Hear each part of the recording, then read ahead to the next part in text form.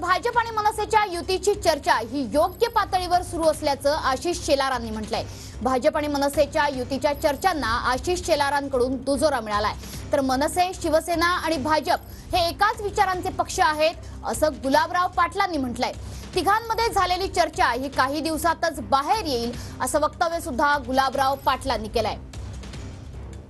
मनसेला सोबत जे आहे ते भाजप दक्षिण मुंबईत घेणार आहे। एक वेगळा पर्याय मनसेचा सुद्धा भाजपसाठी असू शकतो, युती होऊ शकते। आज तरी या विषयावर निर्णय झालेला नाही। या विषयावरची चर्चा योग्य पातळीवर चालू आहे। उदय सामंत आहेत शिंदे गटाचे, त्यांच्यात आणि संदीप देशपांडे आम्ही खोपकर यांच्यात एक तास बैठक पार पडलेली आहे का? परत शिंदे गटासोबत येण्याची काहीतरी शक्यता वर्तवली जाते।